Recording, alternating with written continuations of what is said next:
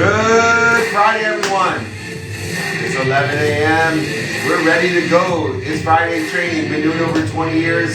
Today's training is on budgeting, personal and professional budgeting. We're going to teach you how to do those budgets. No better time of the year to do it than in December to figure out what, how, why, in time that we're going to do. Hello, everyone. Welcome to budgeting training, a perfect training for December. Here, we're going to talk about personal and professional budgeting and how important it is in order to effectuate the idea of making a lot of money, helping a lot of people, and having a lot of fun. Next week's training is on stop lying to yourself. So we're going a little bit more spiritual in this sense compared to the pragmatic training we'll have today. So next week's training is stop lying to yourself, and then you'll stop lying to others as well.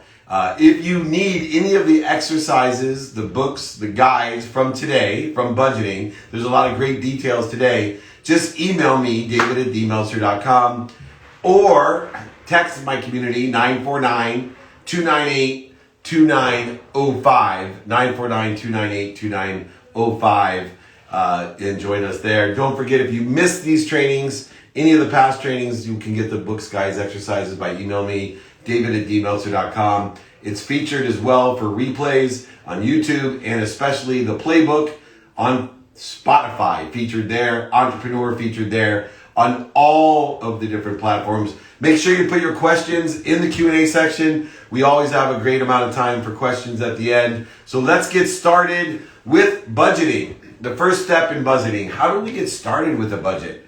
The first place that we start is to understand our own values. So like anyone else, we take inventory of our personal values, of what's important to us personally, experiential values, what we want to experience for the period of time we're budgeting, whether it be a daily budget, a weekly budget, a monthly budget, or a yearly budget.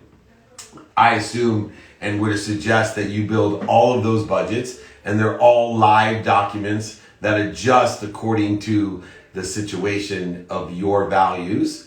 But the four things that you want to look at in your values, personal, experiential, giving, and receiving, is your what, right? What do you want to budget?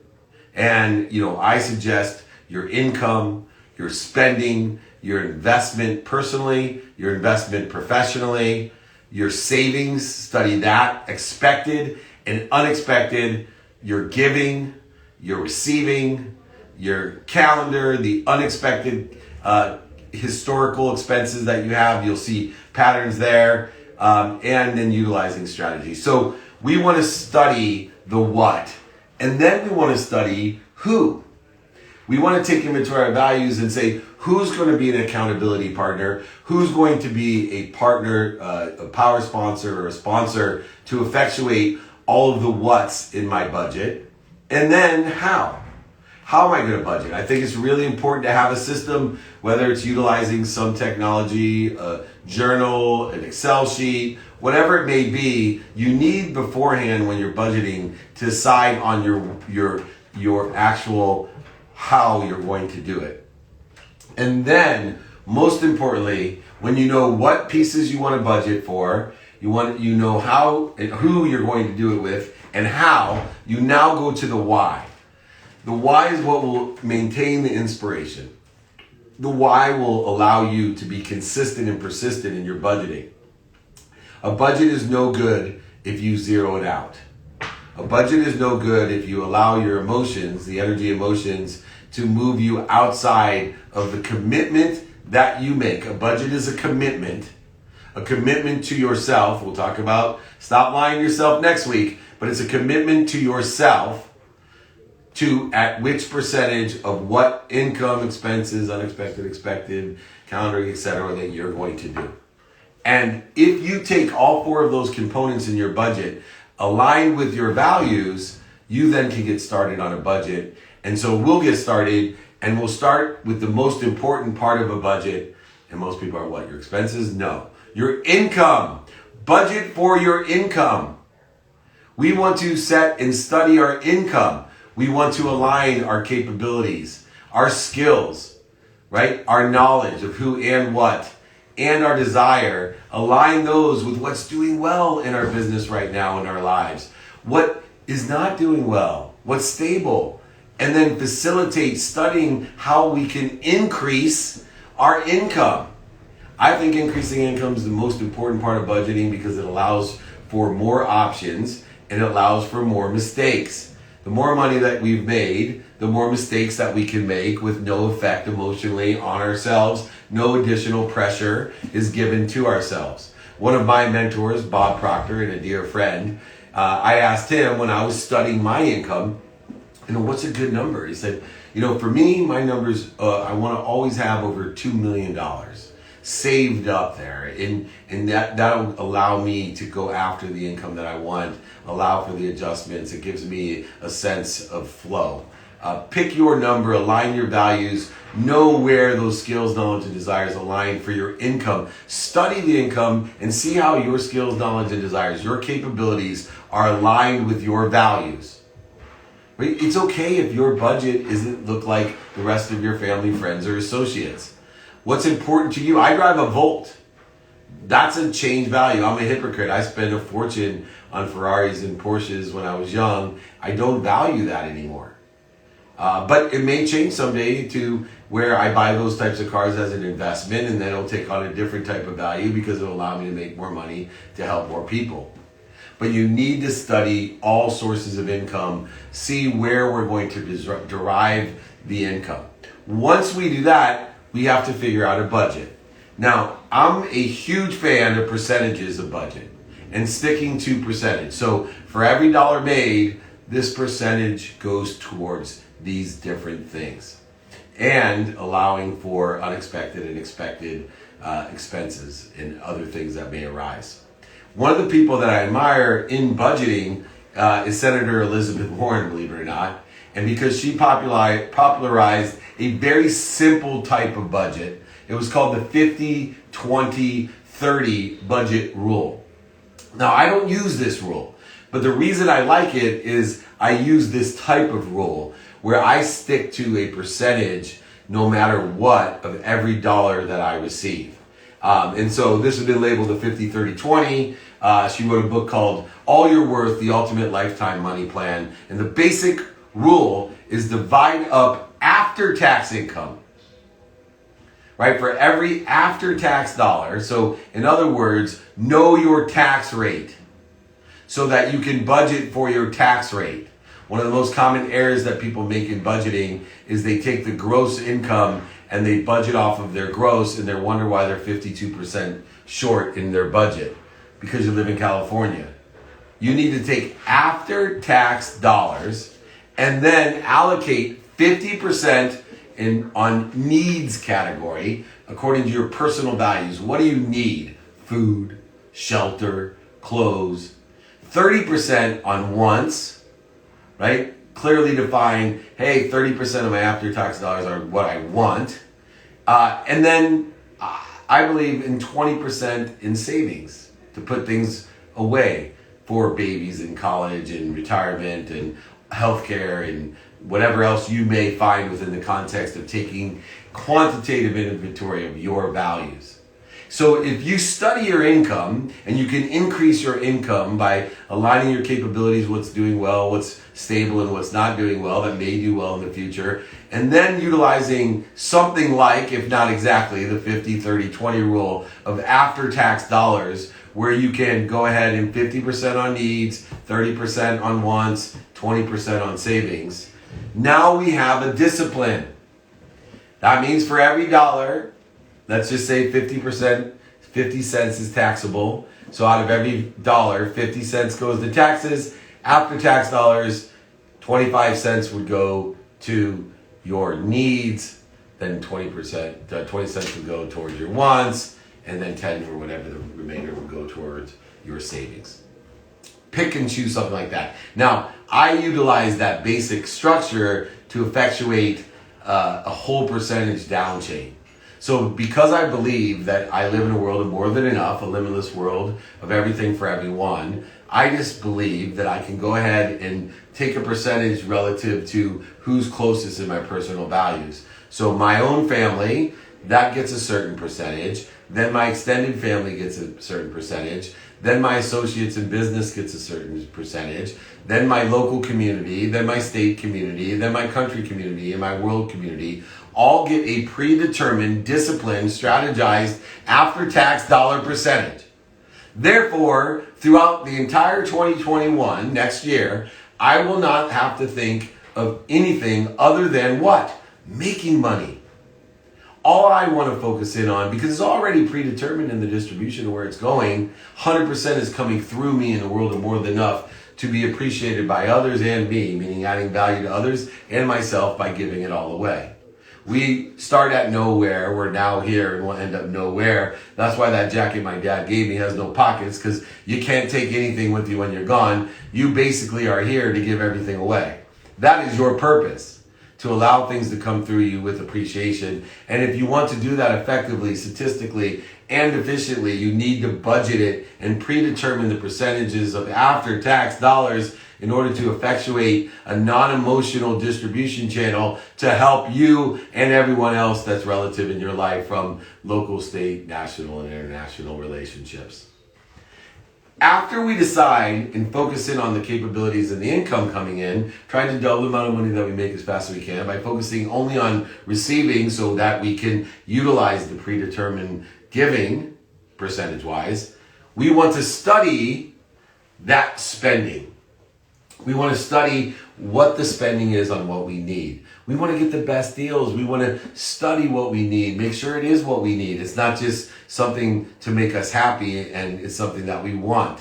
You need to make sure that you have a very, very thick line between need and want.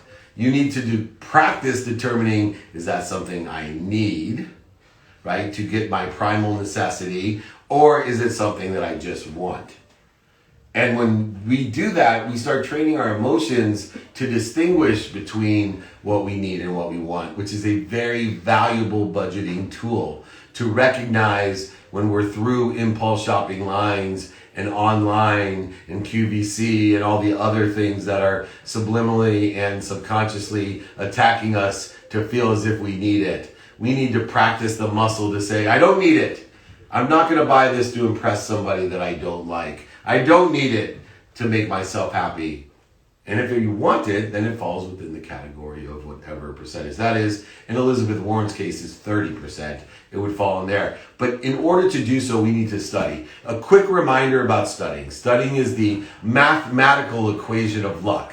What you pay attention to in budgeting and give intention to through this process, practicing that muscle of discipline, coincidences will appear. So if we study doubling the amount of money we make as fast as we can with the capabilities, skills, knowledge, and desires aligned with what's doing well in our life economically, what's stable in our life economically, or what we think will be doing well in the future because it's overbought or oversold, we will maximize that through studying. Attention plus intention equals coincidence. And you want to study the investments that we make personally and professionally. We're studying what we need, what we want, and our savings.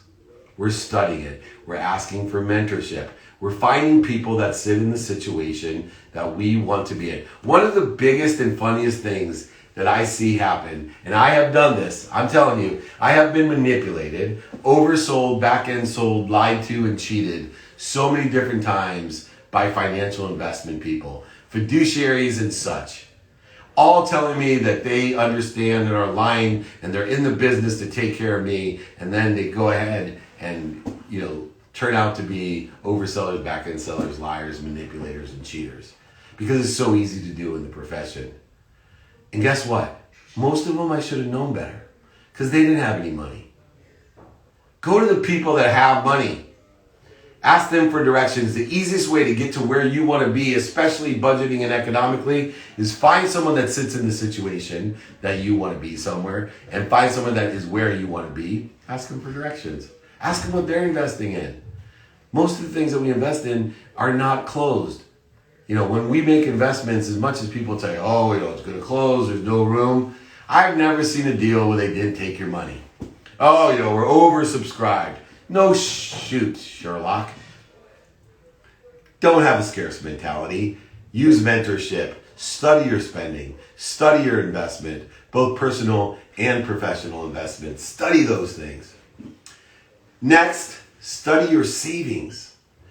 And in order to study for savings, you need to know what you're saving for. What are you saving for? I'm kind of make a list. Is it a baby, a wedding, a car, food, holidays, birthdays, home purchase? What are you saving for is so important because there's different strategies, different timing and risk tolerance involved. Two of the key components in savings is to always do an assessment of your timing of what and your risk assessment of what. And so in that realm of the last percentage of savings, we want to make sure, as well as in investments, our timing and our risk tolerance are aligned with the inventories of values, and we do that with what? The only difference in savings is that we have to save for not only expected things like a car or a house or a baby, but unexpected things like a car, like a house, like a baby. So make sure that you're allotting and studying with attention and intention what you want. Don't vote for what you don't want. Don't look at what's missing in your life. You'll get more of what's missing. And that's a horrible strategy to use for savings. We want to focus in on what we do want. Remember, please put your questions in if you have them. I will be glad to answer them as we finish up these. I'm sure we have some. And the exercises, guides, and books, david@dmeltzer.com. Make sure you go ahead. The next one, believe it or not, I think is the root of all bankruptcy. We need to study our giving. Why do I tell you it's the root of all bankruptcy? Is because most people that go bankrupt, they give too early and they give too often. They haven't taken care of themselves so they can take care of others, and they have these big hearts and they take care of others before they take care of themselves, and then pretty soon they can't take care of themselves or others. You need to study your giving. I predetermine all of my giving before a year starts. A certain percentage goes to charities in my family, locally in my community, statewide in my community, nationwide in my community, and internationally. And so, as is predetermined for this year and allotted towards that with a very small discretionary fund for, the kids that come by with the lemonade and the Girl Scout cookies and other small things. But my larger giving is all predetermined so that I don't allow my kindness to distract me from my discipline. I would always, and because of my ego and insecurity, I really need this, have a down payment for my mom's house. I can't. I'm not a bank. I can't afford to give it to you. I can't afford to lend it to you because I utilize a predetermined budget that falls outside my discretionary budget for emergencies for friends. I do have $1,500 though in that discretionary budget for the year. And so I'd like to allot that to you. Does that sound fair? A lot of times when in that savings or lending or whatever giving situation, if you have it allotted, you're able to help people in a statistical way, but your emotions are extracted from the situation because that emotion will drain you, that you feel guilty or resentful or offended. All of the things that happen. It's so nice to have a black and white letter of law about giving and studying that giving of how we do that. When we preset percentages, we are actually giving us a tool to extract our emotions.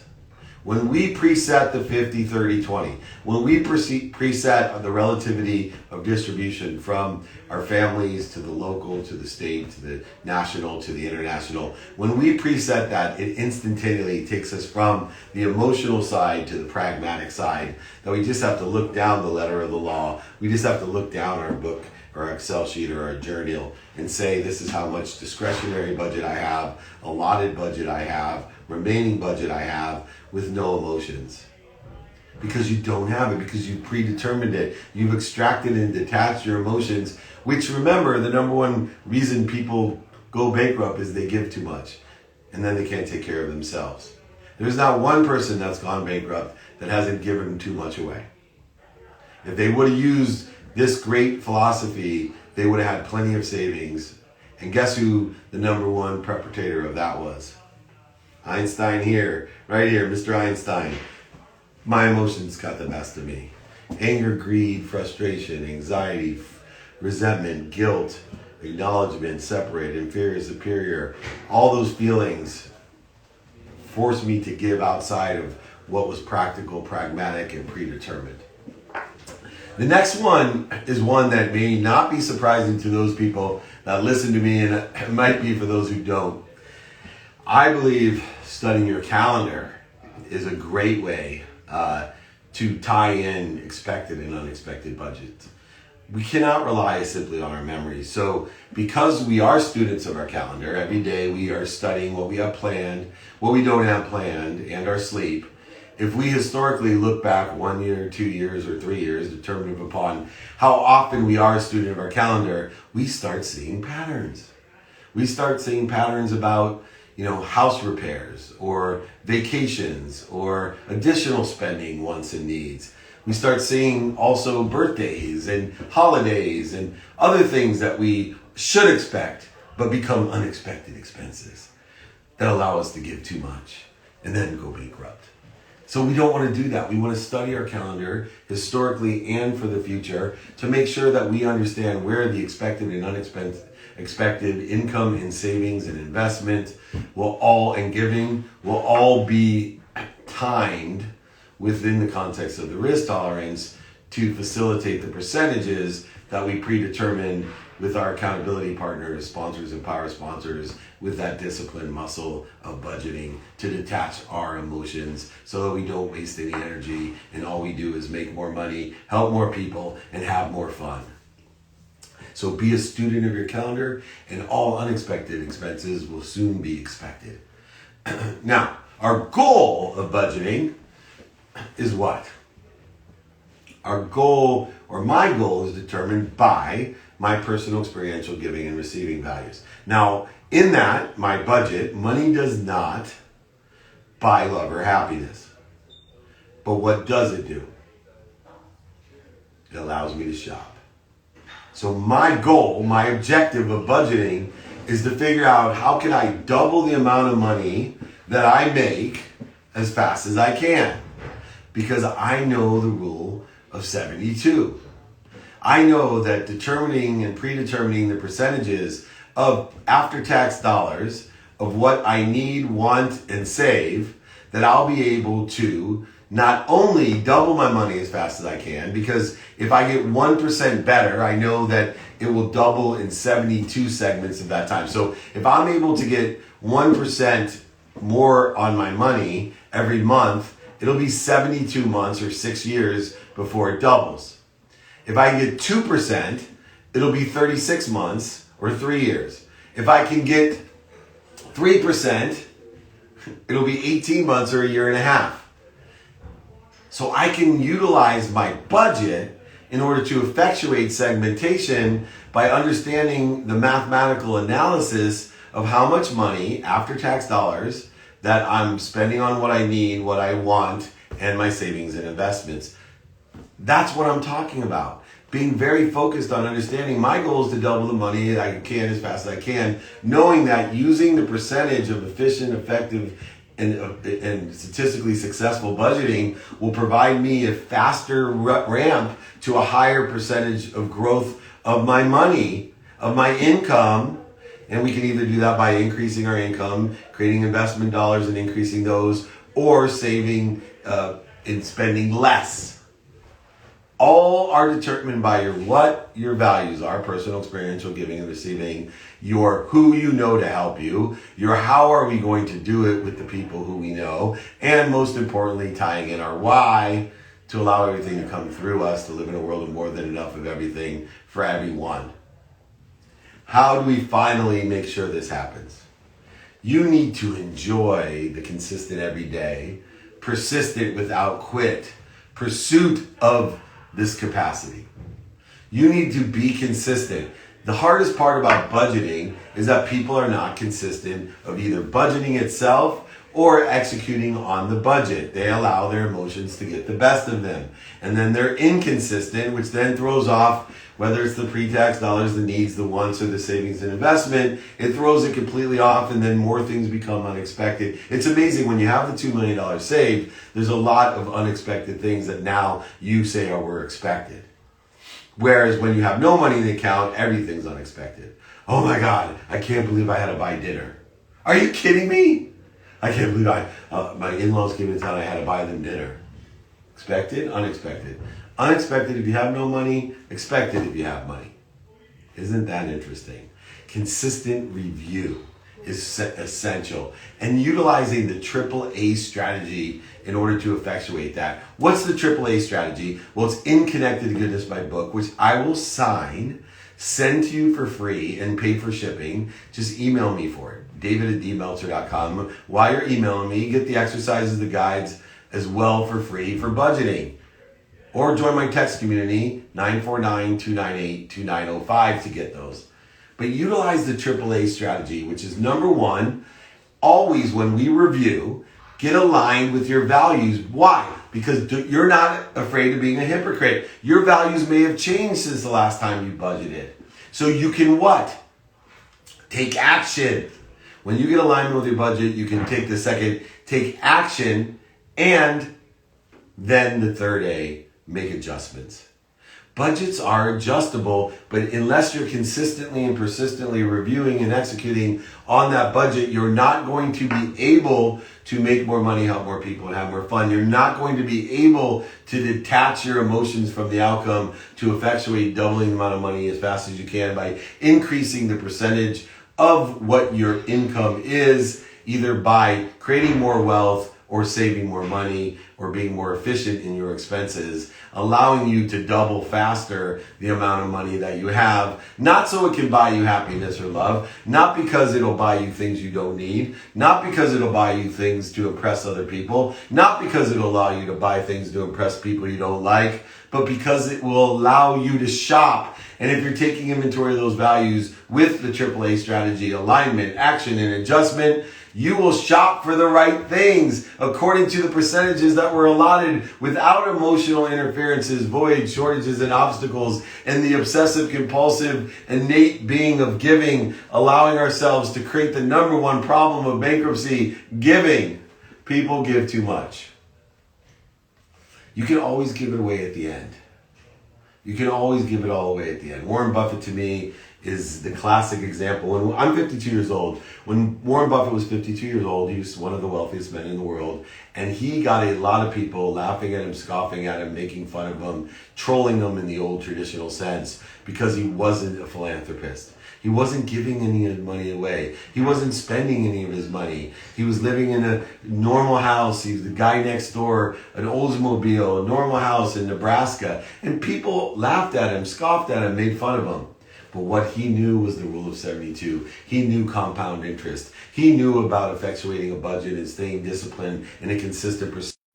Gotta love Ricky Mendez. That's amazing. I apologize. Calling me in the middle of training, supposed to know that what we do every Friday. I'm going to call you out, my friend. Any of you out there, tell me that you're on this. Please don't call me between 11 and 12. Anyway, sorry about that. The big close, but Warren Buffett in the end, because he understood the AAA strategy, understood compound interest and the rule of 72, is now the most generous person who has ever lived on earth. Not only is he giving away all his money, but he's inspiring other billionaires to give away at least half of all their money, resulting in trillions of dollars of giving. So you too can utilize discipline with budget, the AAA strategy, studying the inventory of your value, your income, your spending, your savings, your giving, making sure that you have the percentages, whether you use the 50-30-20 rule or a more detailed percentage of distribution. Detach your emotions from your budget. Be a student of your calendar. Make all expenses expected by paying attention to and giving attention to all the coincidences that we want economically. And remember, our objective is to double the amount of money we make as fast as we can. Utilize Einstein's rule of 72 by increasing your statistical success percentage-wise to decrease the amount of time it takes to double your money. And most importantly, enjoy the consistent everyday, persistent without quit, pursuit of your potential. Make more money, help more people, have more fun. Next week's training, we're going to take some Q&A now. Next week's training, stop lying to yourself. Another big problem with budgeting, but stop lying to yourself. You'll stop lying to others. Get the guides, exercises, books for free. If you missed any of this or want to send it to a friend, all the replays of all the trainings are featured on Spotify. It's called The Playbook. It's featured on Entrepreneur and all other methodologies as well and mediums. Make sure you like it and swipe it up and review it for me and send it to friends. Remember to share my content and do good deeds all the time. Also, I just finished 2-Minute Drill, the filming of it. We're airing on Bloomberg Network TV in January. It'll be on Amazon Prime Video, featured there. It is the best project I've ever worked on, the best show I've ever worked on. And if you want to be on the show, there's over $50,000 of cash and prizes every episode. dmeltzer.com/pitch or email me, david@dmeltzer.com. Thank you so much. Let's take some Q&A. They're loaded up in there. We'll get right to it. All right. Where do you see young people wasting their money? On their values. They don't save. And here's the interesting thing about Einstein's rule of 72 is the best time to save is when you're young, because then you can stop saving. So, for example, if you took a higher percentage of savings when you're young, when you didn't have as many responsibilities and didn't buy as many things you don't need to impress people you don't like, if you saved from the time you're 18 to 28, those 10 years, compared to me when I saved again after bankruptcy from 40 to 50, 10 years, there's not even close. It's like how I talk about building an audience or a community. You would be amazingly wealthy. So utilizing the rule of 72, if you're looking at 10% on your money in the rule of 72, that's 7.2 years. If your money doubles every 72 segments and you're getting 10% a year on your money, in every 7.2 years, your money's doubling on its own. So the younger you save your money, the more it can double. So if you do save, I'll take a small amount. Let's say in the first 10 years of your life from 18 to 25, you save just even $1,000 a year. So you have $10,000 a year in 10 years. Then in every 7 years, it goes to 20, 40, 80, 160, 320, 640, $1.28 million by the time you're my age. All I'll have in 10 years if I save, $10,000 a year is $100,000 compared to 1.2 or more million dollars. The biggest thing that people waste their money is they don't save. Young people, save. If you save 20% of everything you ever make and live within the means of after-tax dollars within the context of saving that 20%, in the most conservative guaranteed savings, you will be a multi-millionaire before the legal retirement age. Never having to work again. Guaranteed. What's the best investment you've ever made? In myself. But beyond that, the investment that I consider the best investment I made, according to and aligned with my values, is my beach house in San Diego, because I not only does it make money, appreciating in value, but I enjoy it myself as well. So not only does it derive income, but it is my happy place. Because it is my happy place, it allows me to make more money, help more people, and have more fun. I share it with my family and friends. So my beach house by far is the best investment that I've ever made because it's aligned with my values. Now, may not be in 10 years, but today that's the best one that I've made. How should a college student budget their money?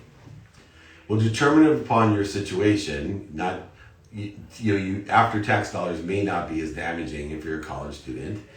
2, you may have extra sources of incomes and loans. So, ironically, the financial literacy necessary in order to effectuate the 50-30-20 rule of Elizabeth Warren, or any type of subsetting of that I would do, it becomes more complex actually, and you have less situational knowledge. And so I think more than going to a counselor and figuring out what classes to get, when you're going to college, I would find, an economics professor or someone, entrepreneur from the area that had made $1 million while they're in college or whatever, to figure out, according to what your financial situation, capability, and expenses are, what are the best types of way to budget there. But in the context of what we're teaching, all of these rules that I talked about, from taking inventory of value, studying your income, spending, investments, savings, givings, detaching your emotions percentage-wise, being disciplined and a student of your calendar for unexpected and expected expenses, especially looking at the AAA strategy, all of those things can be utilized by a college student as well as a retiree. I'm given an allowance every week. How do I save up this money?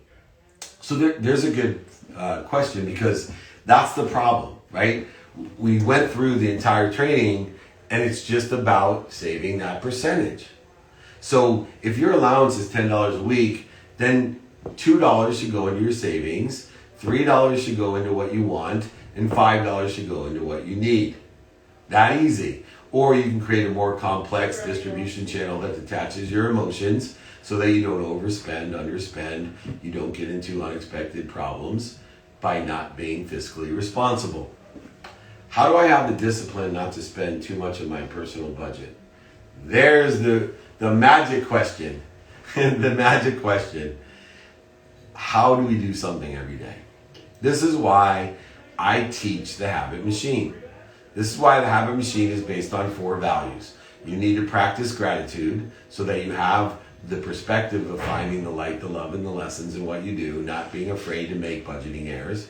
2, forgiveness, so that you can be at peace and you don't beat yourself up, especially for young, when we screw up our budget and we make mistakes and we're not disciplined. And accountability, so that we ask ourselves, what did I do to put myself in this economic position, but what am I supposed to learn from it? That will allow us then to effectuate the habit machine of taking inventory of our values, asking and attracting, being a student of the calendar of what we spend, don't spend, unexpected, expected, doing things now, and practicing ending fear. What's an old way to budget when you're self-employed, earning commission, and income fluctuates monthly? Oh man, 12 episodes and I'm still going. All right. So here's a good thing, right? This is why percentages work. Because it doesn't matter if you make $0 or $100,000 in a month. The same percentages apply. Because you're saving 20, you're buying what you want with 30, and your taxable income of 50, but the 50 to what you need, you'll be able to budget and adjust those percentages regardless of whether it's commission, bonus, timing based. You need to align it so that you have enough money to hit those 3 things: what you need, what you want, and what you're going to save, no matter how much the dollar quantity is. Hello, David. So this question may not be relating to budgeting. Perfect, that's fine. But last week, I had a hard time finding inspiration. Please, can you give us some ideas on how I can find inspiration? First of all, we don't find it. We find motivation. Motivation will get us up, get us started, get us back up, get us back started. Motivation can be, fear can motivate us. Helping others can motivate us. Sugar can motivate us. Drugs can motivate us. But it's not going to get us there. It's not going to give us the inspiration. And the first step in finding inspiration is to come to the agreement and understanding that you are always in spirit, that you're always connected to the greatest source of power, light, lessons in the world. We are part of a source of not only connected to the light, the love, and the lessons, but to everything else. And I think once we raise our awareness that our job isn't to see or to try to connect to inspiration or find inspiration, It's to clear away the clouds, the darkness, the interference, so we can see what we're connected to, so that we can realize that we are connected to an unbelievable source. If you knew what walked with you, right? Stop worrying about the mountains. You are connected to what creates the mountains. And we have to realize that. So let's separate motivation from inspiration. Let's put a consistent purpose of hope and faith. A certainty of hope is what I'm looking for. In the past here in America, people were certain, no matter if they were immigrants, no matter if they barely had enough to eat and drink, no matter what time on earth in America, we had a certainty of hope that anybody at any time could do anything that they wanted. No matter where you came from, no matter what color you were, what education you had, what country or culture you came from, you had a certainty of hope that you could make it. We need to refine that, redefine that. We need to re-engineer that to understand that we have a certainty of hope. And with that certainty of hope will come the clearing capability between you and that which inspires all of us, since we're all connected. What are your thoughts on having a financial planner? A financial planner is a mentor. The key question is, what's your thoughts on finding the right financial planner? One that actually knows what they're talking about. One that won't back end sell you, lie to you, cheat you, manipulate you. Every single financial planner, including the one that I have today who would rather lose his own money than mine, is not 100% honest. And they're not 100% accurate on the details. They're always back end selling you. They're always learning themselves. So you need to find the best people you can to effectuate what you want to do. And you've got to do two things. Number one, you have to trust them. But more importantly, you have to vet them. You are accountable for the vetting process of any financial planner. You should have a mentor for all aspects, from sleeping, coaching, expenses.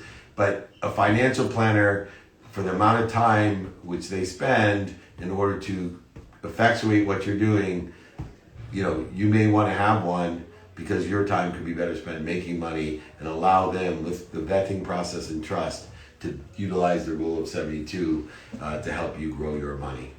How do we pick good stocks? So for me, I don't play the stocks for one reason.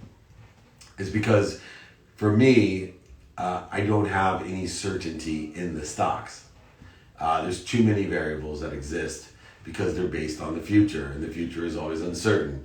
So I would rather, instead of wasting my time, emotions, energy, and money on buying stocks, and regardless of what I lose, I'd rather buy fixed base assets, annuities, and IULs that will allow me to take advantage of the entire stock market going up, but at a lower percentage than I would if I hit it lucky or rich on one stock. And then, most importantly, allowing me to have a cap bottom that if the stock market crashes, not only do I am guaranteed 2% on my money, but even more importantly, I get a reset down to the lower, so I get to ride back up the other side. But most importantly, I don't think about it. As the stock market was volatile during COVID, I didn't look at it. I had many of my clients calling me about $4 billion lost in the market, and they were crying, and it affected all the money that they made for the next 3 weeks because they couldn't get their head out of their frustration, anxiety, and fear. Instead, I was clearly still just doubling the amount of money I make as fast as I can, clearly defined on the objective of making money, not worrying about anything, because my money is kept well and conservatively grows, utilizing the rule of 72. Do you have a suggestion on how to adjust budgeting to get rid of debt? Yes. So debt is an expense. It falls within a certain percentage, right, under the 5-30-20 of what we need to do. There is math behind it that you don't have to know, right? It's the time value of money. Once again, timing and risk tolerance determine the time value of money. And what I would suggest is that you work with someone that understands the math. Don't allow them to give you advice on the emotional aspects or your or their values and how those are aligned, but understanding your value, You can determine, if you say to someone, I have this opportunity, and if I had this money, it would grow at this rate and this and do this, and I have this debt, which is costing me this much. You can find the math between the two of them in order to effectuate a very pragmatic, solid business decision based on the budget and the values that you have. Sorry, I had a typo. What's the strategy for someone earning commissions and income fluctuates monthly? Yeah, same answer. Thank you for your patience. You need to predetermine the percentages according to how you're paid, commission, salary, etc., to make sure that you're saving enough to cover the months when it fluctuates. How do you define values? Also, do you believe in giving children allowances? And how did you teach your kids about money? And if they ask you for things they want? Thank you, dear David. Number one, I define value into 4 categories. My personal values, my non-negotiables, my health, my family, my study time, my experiential values, what I want to do today and not being afraid of being a hypocrite, my giving values of what I call the productivity assessment of my life, where I'm productive, giving value and service to others, accessible to others to do so, as well as accessing what I want, and gracious within the context of doing so, finding the light, the love, and the lessons. And then, of course, receiving values, which changed my life. As I noted before, what's the number one reason people give bankrupt? Because they give too much. They give too much and then they don't have anything themselves to give. You can't give too much. You need to receive more than you give. And the more that you receive, the more that you can give.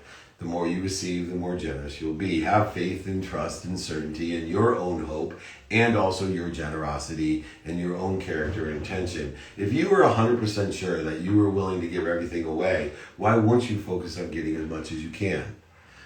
Thing is, most people aren't 100% confident that they would give everything away. They live in a scarce world and they pretend with a misnomer, the more I give, the more I receive, and they end up in this terrible emotional construct that allows them to give too much to prove something to someone other than just utilizing math in order to effectuate growing their money so they can give everything away when they want to give it away at the greatest return. Children's allowances. Yes, I believe in giving children's allowances in order to teach them how to budget. I also teach them about money by what I do. The biggest thing that I've done to teach them about money was lose everything and allow them to sit there when the sheriff came and put a big foreclosure sign on our house and took our furniture, and we moved into a small rental. We rented furniture and 1 car. And I allowed them to see that. And I told them I was accountable. And I taught them. I also do fun things with my kids to make money. When they ask me for additional money, I always say how. I could have a 16-year-old ask me if they wanted to buy a Ferrari. Not my problem. Of course you could have a Ferrari. How are we going to do it? I may offer them a deal that I'll match you dollar for dollar if you want a Ferrari. As soon as you get $100,000, I'll put $100,000 off. It would be worth it to me. If my 16-year-old could make $100,000 to add $100,000 so they could have a Ferrari, learn from it, and sell it for $250,000 through the process of what I teach them and how to buy a Ferrari and make money off of it and still have the experience of learning that a Ferrari is a dumb thing to buy if you're going to use it. Because if you use it, meaning if you drive it too much, it's going to break and it's super expensive. And if you don't drive it enough, it's going to break and it's super expensive. And as much as you think people are going to think you're cool, they're going to think you're an a-hole. And as much as you think it's going to be the best thing ever, you're going to spend more time worrying about spending money on your car than you will your health. But I digress. I utilize these techniques. My 10-year-old and I, we have a monthly routine in our neighborhood. We go out early morning to any of the yard or garage sales. We pick and choose items that we think will sell online. We go home, research those items online, find which ones we sell quickly at a high price. We go back at the very end of the yard sales or the garage sales, and I let him use his cuteness to tell them that he only has $100, and meanwhile he picks up something for $2,000 and we flip it and he makes $1,900 on a weekend, spending time with his dad, learning how to negotiate and utilize an emotional aspect to buy. People buy on emotions and sell on emotions for logical reasons. Dave, I've heard you say, including this morning, that 2020 has been one of your best years. It's my best year. Based on what you just taught us, I can understand planning ahead and budgeting. For many of us, likely, our income has dropped in 2020. And all our budgeting, plus hoping to have positive cash flow, is out the window. So how can we best recover? What we need to do is look inside of us, not outside of us. There is no uncertainty, there's just accelerated change. What you need to do, and what I coach everyone to do in my private groups, in my one-on-one, is to look at your capabilities. And the first step is, what skills do you have? What skills you want or need? What capability, knowledge do you have? And knowledge of who? And what's your desire? And when you take those and align it, and I use the stock market as my research tool to find industries, careers, opportunities.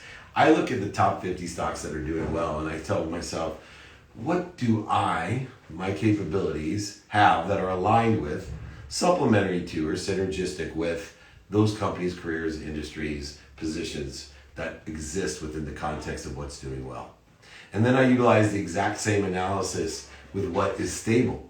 I take the 50 stocks that haven't moved for the last 30 years, and I look at the industry and the companies and careers and positions that are available there, finding what's synergistic or supplementary to my capabilities, skills, knowledge, and desire. And believe it or not, the expression of God comes through me in genius of a great idea of what I could do. And then finally, if you do have some savings and you've utilized some methodology in order to effectuate, the 50-30-20 rule to your own pattern of your own AAA of alignment, then you can actually take some lottery tickets when there's accelerated change, because people oversell things and they overbuy things. And if you can use the stock market once again to see what's oversold or overbought within the context of industries, careers, positions, or companies, you can find more opportunity. Remember, with great change comes great opportunity. It's all a matter of your mindset, your heart set, what you're willing to think, say, do, and believe, and understanding your personality traits, your capabilities, skills, knowledge, and desire, your characteristics, your obsessions and addictions, finding out how we can align those, make them supplementary or synergistic to what we want. Yeah, all right, sorry. Whew. Got me on fire. I'm on a 2-minute drill. That was 12 episodes. Now I'm on this. This is great. How do we stay away from negative people when they are in your own family circle? That's a great question. So I have a great chain of feeding. Regardless of whether it's a family member that we're in the same circle, same room, same house, or an associate in the same office, cubbyhole, or circumstance. There's a simple rule. In varying degrees, those people in varying degrees that feed you, feed them. Those people that don't feed you, allow them to fall away in varying degrees. Separate yourself in varying degrees, not just physically, but emotionally in varying degrees. Let them fall away. And then finally, if they bleed you in varying degrees, let them fall away even further or fire them directly. Let them know that you don't like who you are when you're around them. It has no bearing on them but on you, and therefore you're firing them from your life. Not to take offense, it has nothing to do with them. It's all about you, that you just can't feel good around them, and you want to tell them that you love them, appreciate them, pray for their happiness, but nonetheless, you don't like who you are around them. You've got to do that. Remember, if you can re-engage, re-engineer, align into a feeding construct, or some sort of neutral construct where they're just separate in the varying degrees of how far they're connected to you, this all can be done. But if you need to fall away or fire, always leave with a parting shot of happiness. Always leave, because the truth is, if somebody was happy, they wouldn't have judgments or conditions on you. Nobody that's happy attacks you. It wouldn't even look right on a cartoon, right? Somebody super happy attacking you. No, not happening. So pray for their happiness. Contribute to a mutual objective of both of you feeling good. Dave, great to be here with you. Through your experience, what is the single most lesson you have learned about managing your finances? Could you expand on studying your income and immediate action people can do to increase their income? Yes. My biggest lesson was where my attention and intention were. I was great at making money, and then I took my attention off of making money and I started putting my attention on spending it, investing it, and saving it. And I wasn't as capable at what I was investing in or spending in. And all my time, money, focus, resource, my clarity, my balance, and my focus all went to making money. And then when I made a ton of money at a young age, it slowly but surely went from 100% of my time making to 90 to 80 to 70 to 30 to 20 to 10. And once again, that's how you end up bankrupt, because you're giving more than you're receiving. Right now, my primary role, primary lessons, is that I want to find a distribution, predetermined, not emotional in any aspect, that will allow me to double my money as fast as I can without me paying attention to it at all. So that 100% of my attention is in receiving and making and gaining income, allowing it to come through that automatic machine of distribution in order to double itself as fast as it can without any of my attention. Why is that such a great lesson? Let me explain mathematically what I'm saying. If I make $1 million a year and then I invest it over here, and I worry about the $1 million over here, and it takes 7 years for me to double it, so it turns into $2 million a year in 7 years, but I also run the risk of losing it all because I'm investing it, and then I'm also paying attention to it, so I'm taking away. So now what happens over those 7 years is I go from 1 million to 900 to 800 to 600 to 4. So now in 7 years, not only have I run the risk that I lost it all, and instead of having 2 million, I might have 0. But over here now, I'm making $100,000 a year, and I've just lost $2 million, which creates even more interference and voids and shortages. Stop paying attention to the rule of 72. Allow something, a vehicle, to utilize itself, that you can put 100% of your focus over here. Because if I would have went from $1 million to 2 million to 4 million to 8 million to $16 million of just making money with 100% of my attention, and all of that percentage went over here and it made 0, I would have ended up with way more money, and still will. And that's what I do. I focus in on doubling the amount of money I possibly can in the income side, as well as without any attention, allowing my money to double as fast as it can on the saving or investment side. And this worked really well. Thank you for the valuable information. Do you believe low risk or high risk investments are better to pursue? What examples of investments do you recommend best return on investment? Well, I believe, as I just stated, only guaranteed investment, because my best investment is in myself. And if I'm investing in myself, then I'm only focusing in on doubling the amount of money I can make as fast as I can, and allowing the lowest risk investment with the highest return, meaning the rule of 72 would apply, that if I can find things like annuities and IULs that I know will double somewhere between 5 and 7 years without me paying any attention to them, without any risk of losing money, 0 risk, then I can double over here in 5 to 7 years what I'm making, and double over here what I'm making, and I end up quadrupling or octupling everything that I make, like septillion. That's 26 zeros. Anyway, that's exactly what I do. Okay, last question. Where can we learn about the rule of 72 and get trainings on budgeting? This training, by the way, I have forms, guides, exercises. I have a book. I'll give it to you for free. Email me at david@dmeltzer.com. All of my training, the pitch competition, david@dmeltzer.com. It's all featured on Spotify. The playbook on Spotify. There's a playlist of the playbook on Spotify, on Entrepreneur, on every platform. Check out the playbook. Check out my forms, guides, books. I will sign a book and ship it to you and pay for shipping. All of these things will help you not only with budgeting, but with your ego and with next week's training. Stop lying to yourself. All the guides based. Remember, apply for season 2. It's going to be on Bloomberg Network TV, on Amazon Prime Video. Try out for 2-minute drill. Win $50,000 of cash and prizes. david@dmeltzer.com.